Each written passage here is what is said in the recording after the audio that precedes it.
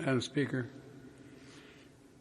Majority Leader Schumer, Minority Leader McCarthy, my friend Minority Leader McConnell, members of Congress, Chairman of the Joint Chiefs, General Milley, Attorney General Garland, Mayor Bowser, all the Capitol Hill Police, and all that are here to pay tribute to this Capitol policeman who fell in the line of duty.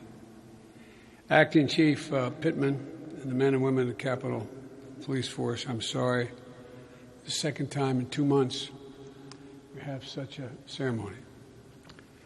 And, Mom, I didn't know Billy, but I knew Billy. I grew up with Billy's in Claymont and Scranton, Pennsylvania. Billy was always the kid that, if you got in a fight, you're outnumbered 3-1, he'd still jump in, knowing you'd both get beaten. He was the one who always kept his word. If he said he'd be there, he'd be there. He was the one who, just like the folks I grew up with, wasn't capable of saying no when you needed him.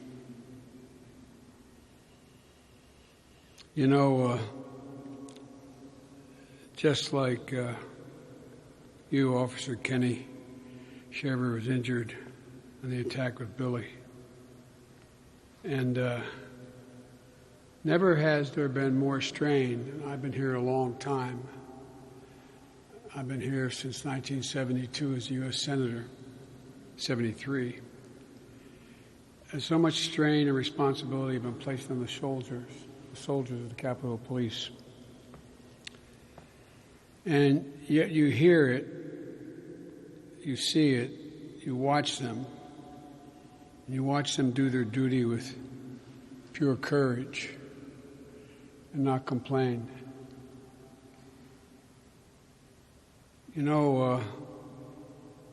Sergeant Kyle King, I'm sorry you had to make the call, that telephone call, that every family dreads when they have a son or daughter, husband, wife, brother, sister in uniform. Every morning they pin that badge on, go to work. They expect to come home. In the back of your minds, will ever get that call. You knew Billy since grade school. I think it was in 4th grade. Well, I got to deal with all the guys that I grew up and knew in 4th grade. When one passes away, the other one has to give up because it has too much information about you, too much to leave behind. But I'm sure all those memories from North Adams and Clarksburg never changed who Billy was. He was defined by his dignity, his decency, his loyalty, and his courage. And Mom, that's because of you and his dad. That's how it happened, not by accident. Miss Evans, you have some idea what you're feeling like. I buried 2 of my children. And people have come up to you and are going to come up to you for some time and say, I know how you feel. I'm going to say that to Sis. They're going to say that to the kids. They're going to say that to his former wife. And after a while, everybody means well. You feel like saying, you have no idea. But the truth is that the time's going to come, I promise you, not believable now,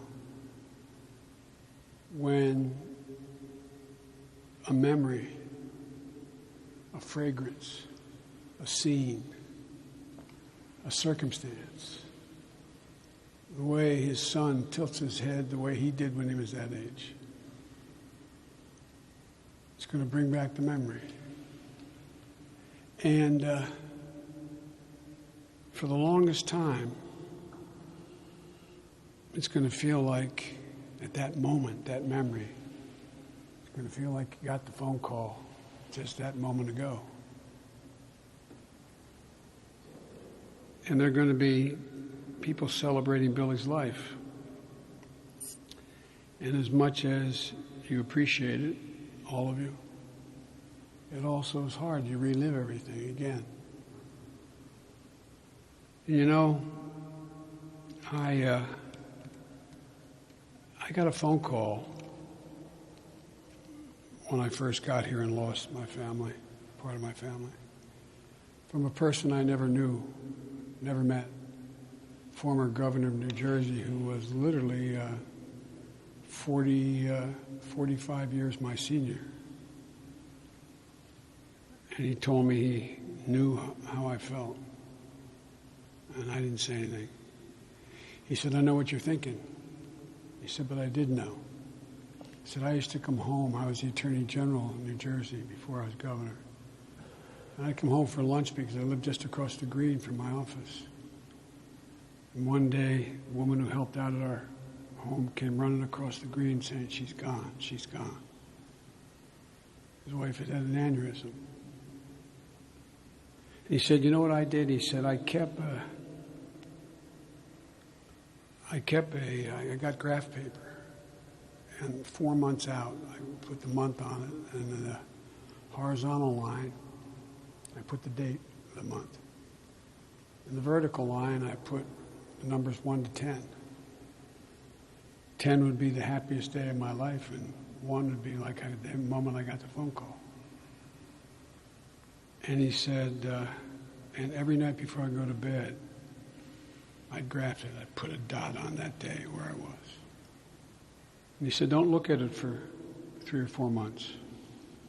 He said, you'll look at it, and you'll see, you put it on a graph. The downs are just as far down, but they get further and further and further apart. That's you're all going to know that you're going to make it. By holding each other together, most importantly, by holding Logan and Abigail as tightly as you can.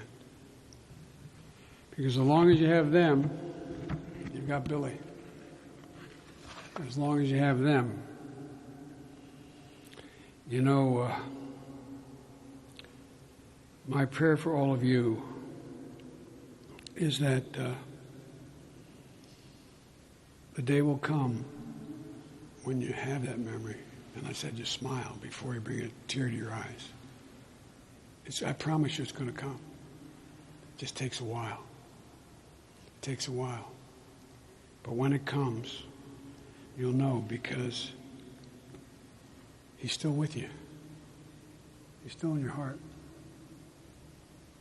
Losing a son, daughter, brother, sister, mom, dad, it's like losing a piece of your soul. But it's buried deep. But it comes back. There's a great quote by R.G. Ingersoll. It was read when my son, who was the chief law enforcement officer in the state of Delaware, the Attorney General, came back from Iraq after a year and he died. And they read this poem from R.G. Ingersoll, who said, when will defies fear, when duty throws the gauntlet down to fate, when honor scorns compromise with death, this is heroism. Your son, your husband, your brother, your dad was a hero.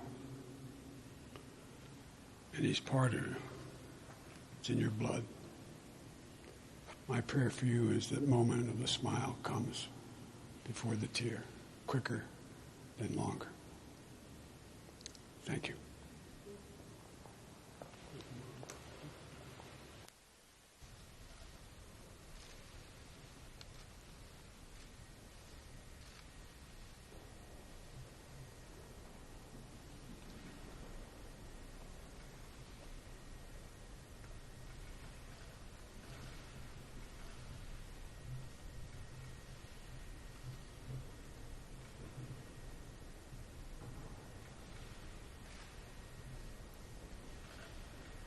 Ladies and gentlemen, the U.S. Army Chorus Quartet.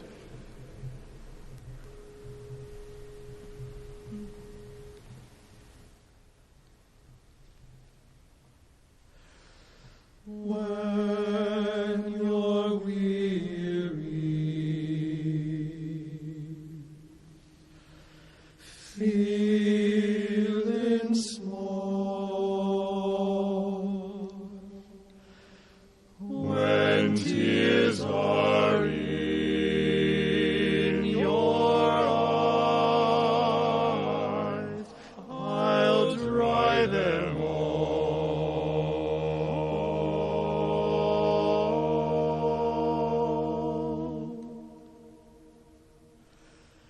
I'm on your side. Oh, when times get rough,